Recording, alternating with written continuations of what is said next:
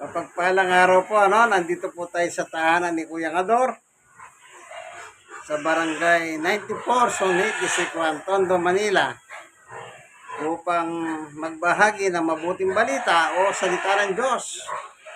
Ito po ang Bible po ito, Women Bible, ang ating babasahin. Ano po? Sana po kayong mga nanonood, meron po kayong mapulot.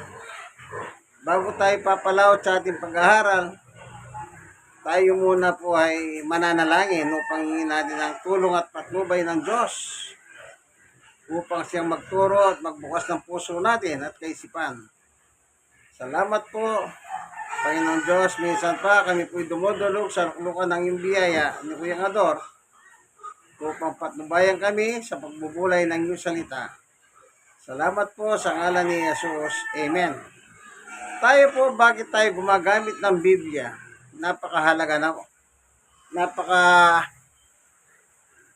Sabihin ko, napaka-importante po ang magbasa tayo ng Biblia. Pwede naman tayong hindi gumamit ng Biblia, pero baka pagbintangan naman tayo na nangangaral ka pero wala kang dalang Biblia. Ano po, hindi kailangan may Biblia para hindi tayo mapagbintangan.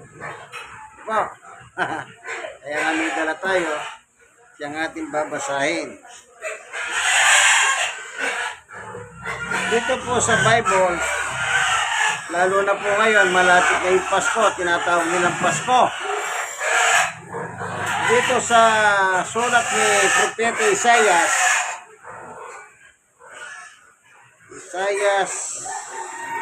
chapter 9, ganito nakalagay. Sapagkat, sa verse 6, sapagkat isinilang ang isang sanggol na lalaki para sa atin, ibibigay sa kanya ang pamamahala at siya'y tatawaging kahangahangang tagapayo, makapangyarihan Diyos, walang hanggang Ama, prinsipe ng kapayapaan. 7. Magiging malawak ang kanyang kapangyarihan at walang katapusan.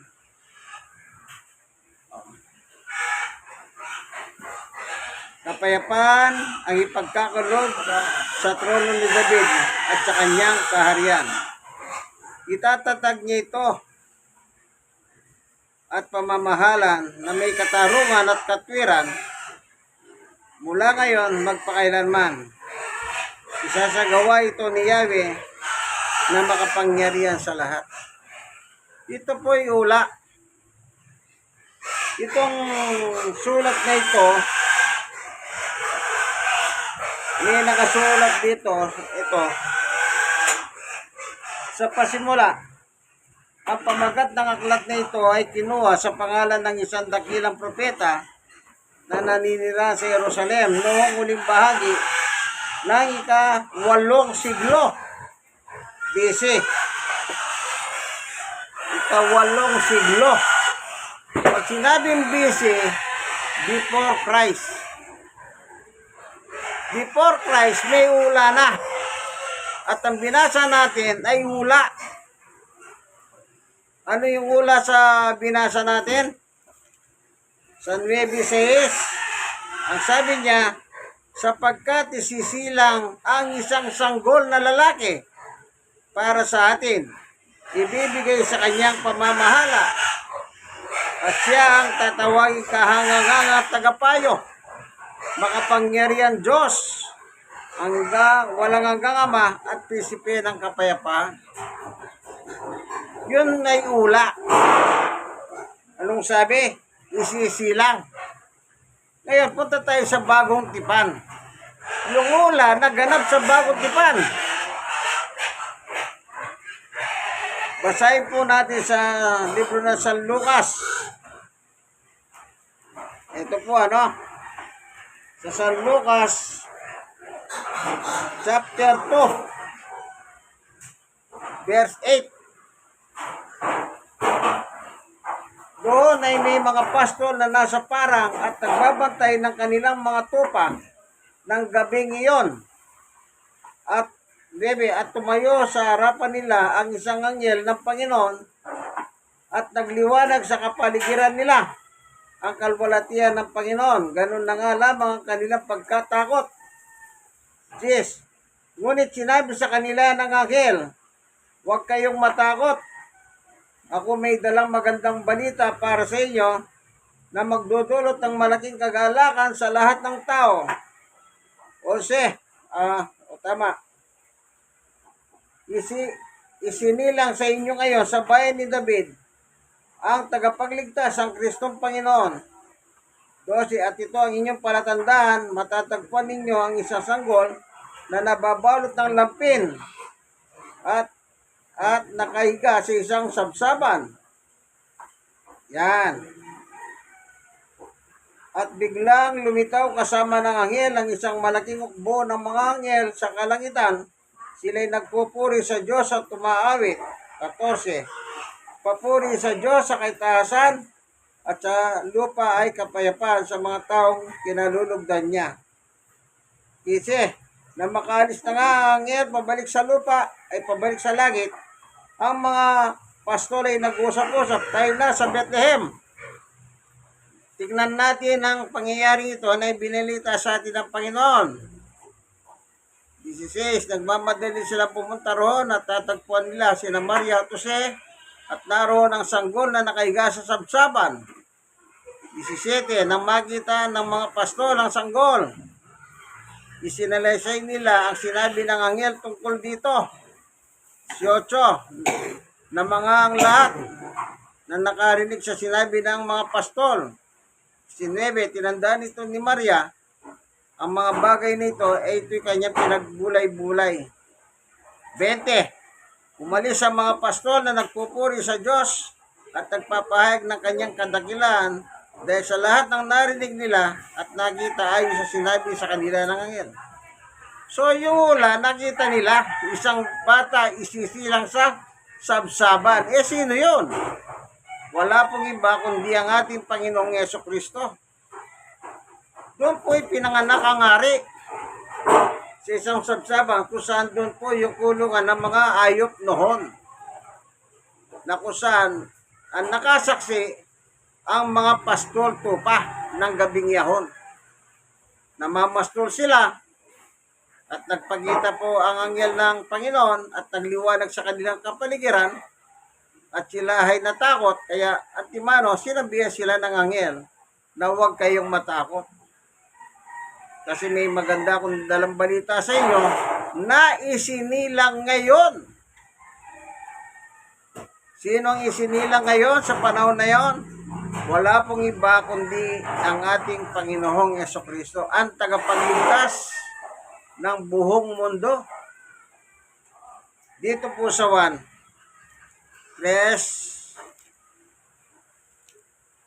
16 at saka 17. Basahin po natin ang sinulat ni Juan.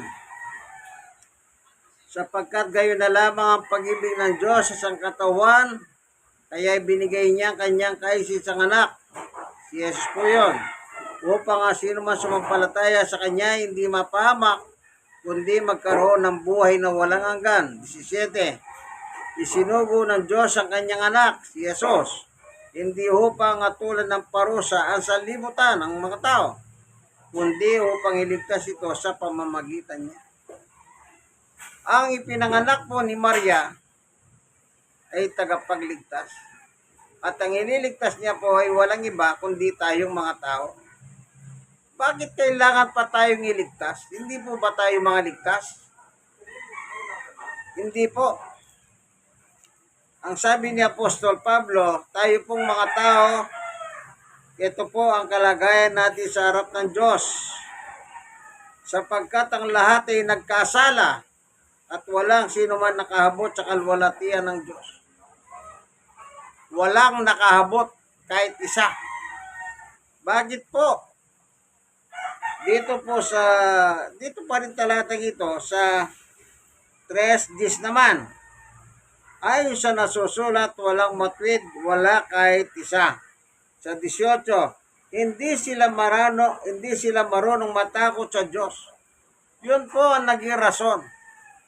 Tayong tao, wala na po tayong takot sa Diyos. Yung pagkawala ng takot sa Diyos, yan po ay wala na tayong respeto sa Diyos. Wala na tayong paggalang sa Diyos. Hindi na natin sinusunod ang gusto ng Diyos. Kaya po tayo nagkasala. Kaya meron po nagsakripisyo. Walang iba kundi si Jesus doon sa paibabaw ng krus. Purihin ng Panginoon. Ano po? Siya po yung inula na isinila ngayon sa bayan ni David. Ang ating tagapagligtas ay sa Pastol Tupa ng Gabing Yahong. Alam niyo po sa kalagayan nating ito, kung hindi pinadala ng Diyos ang kanyang anak, lahat po tayo papunta sa apoy ng impyerno. Kaya po ginawa yung impyerno para sa mga taong masama. Hindi po, yung mga mabuti, yung susunod sa Diyos, basahin muna natin 7:12 ng Roma. Ang sabi ni Apostol Pablo, kaya nga ang kautusan ay banal, ang bawat utos ay banal, matuwid at mabuti. Kapag sinasabi pong mabuti sa Biblia, sino yung mabuti? Hindi po yung mabuting alam natin. Kasi yung iba, tumulong ka sa kapwa, mabuti yan. Mabuti yan! Pero sa Biblia po, ang mabuti ay walang iba kundi yung turo ng Diyos, yung kanyang salita. Banal at mabuti. Bakit banal? Salita ng Diyos. Banal ang Diyos eh. Kaya pag sumunod ka dyan, mapupunta ka naman sa langit. Pag hindi ka sumunod, mapupunta ka sa impyerno. Lahat tayo nagkasala. Papunta tayo ng impyerno. Kahit tayo nyo po sa impyerno, talagang doon tayo pupuntang lahat. Pero mahal nga tayo ng Diyos, kaya nakalagay po dito sa 1:3 gayon na lang ang pagmamahal ng Diyos sa tao. Kasi mahal tayo. Kahit mga makasalanang tao tayo, mahal pa rin tayo ng Diyos sa kabila ng lahat. Binigyan tayo ng isang regalo. Sino po yung regalong ibinigay ng Diyos? Ang kanyang kaisa-isang anak na si Jesus. Na anong gagawin sa Jesus dito? Tatanggapin po natin bilang hari at Panginoon ng ating buhay. Yun ang pananampalataya. Kapag tinanggap mo si Jesus sa iyong buhay, anong kasunod? Susundin mo siya. Kasi tatanggapin mo siya bilang hari at Panginoon ng buhay mo. Anong gagawin mo? Susundin mo siya. Kung dati ikaw ang nasusunod ng buhay mo, ngayon ang susunod ka na lang kay Jesus. Kung ano yung pinag-uutos ng Biblia about Jesus Christ, yun po ang gagawin natin tayong mga mananampalataya. Alam niyo po, simple lang ang buhay eh. Anong gusto mo? Mapunta sa impyerno, mapunta ka sa langit. Kung gusto mo sa impyerno, bahala ka. Lahat gawin mo, malaya ka. Pero tatandaan po natin, pagdating ng araw, ipagsusulit natin yan. Lahat ng ginawa natin, masama't man mabuti, ipagsusulit natin sa Diyos yan. Wala po takas dyan ng tao. Kung dito sa lupa, natatakasan mo ang kasalanan mo. Pagdating po sa hukuman ng Diyos, wala kang takas, kaibigan. Lahat ayag sa kanyang harapan. Meron ka bang ginawang hindi nakikita ng Diyos? Lahat kita ng Diyos. Basahin po natin, Gumawa ka ng krimen sa umaga, sa araw, o gumawa ka ng krimen sa gabi, kahit ating gabi. Di ba nung araw, yung mga kriminal gagawa ng krimen, pag ating gabi, tara na, lumusog na tayo, tulog na tulog ng mga tao. Di po ba ganyan? Lahat yan kita ng Diyos yan. Hindi po natin matatakasan yan. Akala nyo kung dito natatakasan nyo yung mga pulis, natatakasan yung mga barangay tanod. Pagdating sa Diyos, wala tayong takas, kaibigan. Ganito nakalagay. Hebreo 4:13. Walang nilalang. sino ba yung nilalang? Di tayo. Lalang tayo ng Diyos. Walang nilalang na makakapagtago sa Diyos. Kita nyo? Siyempre, ginawa tayo ng Diyos. Lahat ng gawa natin, alam ng Diyos yan. Hindi may lilihim yan. Ang lahat ay yayag at lantad sa kanyang paningin. At sa kanya tayo magsusulit ng ating mga sarili. Kita nyo po, anong napakaliwanag, ano? Walang nilalang na makapagtatago sa Diyos. Ang lahat ay yayag at lantad sa kanyang paningin. Kita tayo ng Diyos. Kahit saan tayo. Halimbawa, yung iba. Ito lang halimbawa. May mga lalaki, mahilig sila sa mga kabaret. Kita ba ng Diyos yun? Sabi po ayag at lantad. Alam niyo nung araw, naalala ko si Eli Soriano. Patay na po si Eli Soriano. Sino yung nakakakilala sa inyo? Yung ministro ng datindahan. Meron siyang pangangaral, ang sabi niya, ang Diyos hindi matatagpuan kahit saan. Binigyan niya parang tao ang Diyos para may limitasyon ng Diyos. Alam niyo po kung anong ginamit na halimbawa ni si Eli Soriano? Kabaret. Halimbawa, nasa kabaret ka, alam ba ng Diyos yan? Nakikita ka ba ng Diyos? Sabi niya. Grabe. Napanood ko yun sa video ni Soriano So, ibig sabihin, pag pala gumagawa ka ng krimen sa kabaret, wala pala ang Diyos doon, absent ang Diyos. Paano kayo yung talatang ito? Anong araw sa Angeles? Alam niyo po ba yung Angeles? Sa Angeles City, sa Pampanga? Alam niyo yung pumupunta doon, yung tawaging area. Pagtanong niyo yung Angeles at saka pagtanong yung area, marami pumapasok na lalaki doon kasi marami mga babae na nagbebenta ng aliw doon Bibili ka ng ticket. Yun ang binibigay mo sa mga babae. Ibig ba sabihin, kung gumagawa ka ng kalaswaan mo doon sa area na yan, wala ang Diyos doon? Kasi sabi ni Soriano God is not God everywhere, sabi niya. Doon nagkamali si Soriano. Ginawa niya parang tao ang Diyos. Hindi po. Kaya nga sabi niya, ayan. Kanino? Mga nilalang. Sino ba yung nilalang ng Diyos? Di tayo. Lahat ng gawin natin, ayag sa Kanya. O tingnan nga natin. Kaya nung napanood ko yung si Soriano, sabi ko, may depression rin pala ito Ginamit pa yung kabaret. Hindi po, ayag nga po lahat ng gagawin natin Sa probinsya kasi tawag doon yung bahay aliwan ba? Kabaret. Ewan ko saan naman nila nakuha yun. Yung salitang kabaret.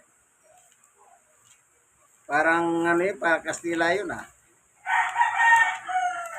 Dito sa mga ngaral, tignan po natin ano sabi ng Biblia.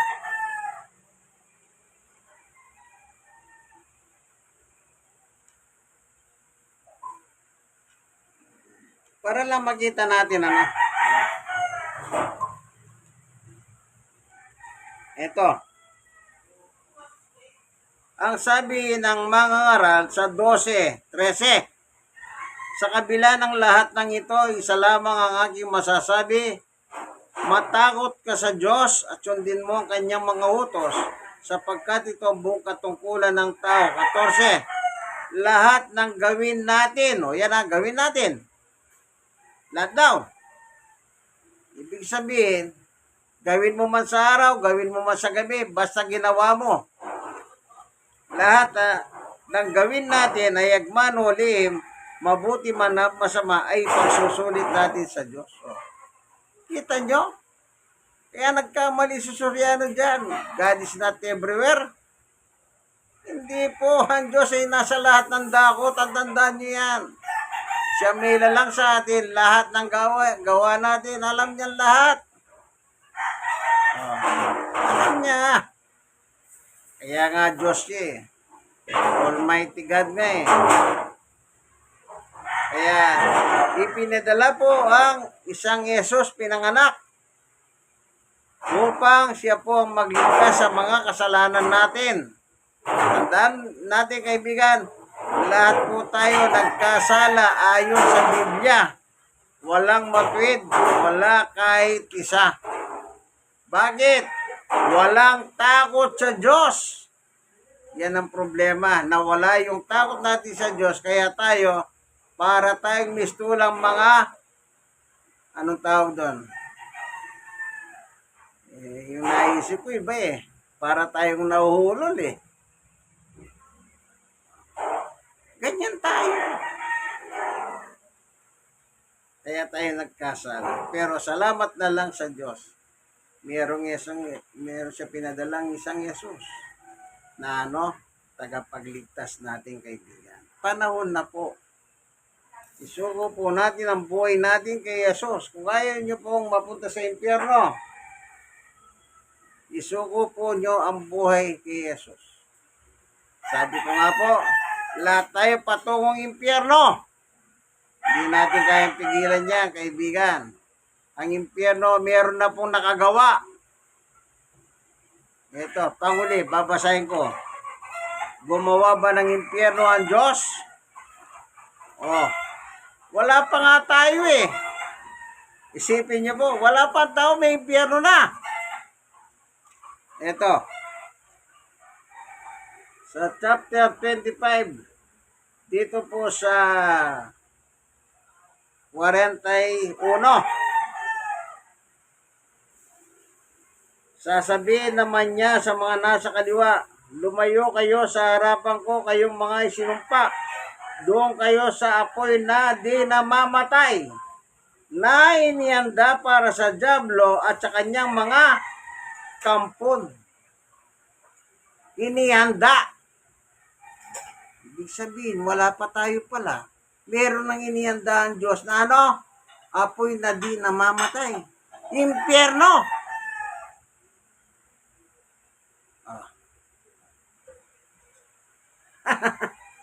Kaya walang takas ang tao. Kung dito sa lupa, matatakasan mo ang iyong kasalanan, ay pagdating sa korte ng Diyos sa langit.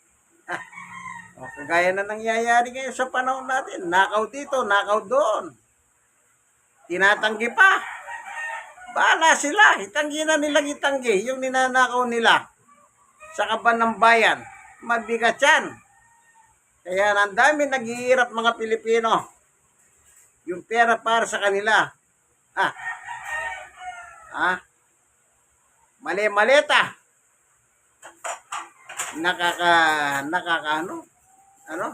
Sipin mo.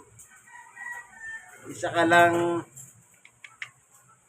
dalang ka ng milyon-milyon na nakamaleta ng pera. Di bale? Sila naman dala. O ngayon, ang nangyayari sa kanila, para silang mga taong ligalig na ligalig ang buhay. Samantalang tayo, enjoy lang. Sige po, salamat sa iyo, Panginoon Diyos, sa iyong pagtuturo sa amin, na kami po'y bilang mga makasalanan, walang takot sa iyo, naiwalay po kami sa iyo dahil po sa kasalanan. At dahil mahal mo kami, pinadala mo yung anak upang siya pong magdus at maghirap sa ibabaw ng krus para sa aming katubusan. Salamat po, Panginoon Diyos. Pagpalain mo po ang mga nanonood ng video ito, na kung hindi pa po hayo sa kanilang pananampalataya nila, buksan mo ang kanilang mga puso at kaisipan. Salamat po sa ngalan ni Jesus. Amen. Kayo pong mga nanonood ng video, nawa, i-share nyo naman po sa iba. Kung meron po kayong ganitong Biblia o kahit anong Biblia, pwede nyo naman po ako sundan. Wala po akong tinatago sa inyo. Nakasulat lahat dito mga sinasabi ko. God bless us all po. Bye-bye. Kung nga po ang inyong kaibigan kay Jesus, Brother Manny Bautista. Siya naman po si Kuya Ador. Nandito po tayo sa loob ng bahay niya sa Barangay 94, Sony, District 1, Tondo, Manila. Thank you for watching.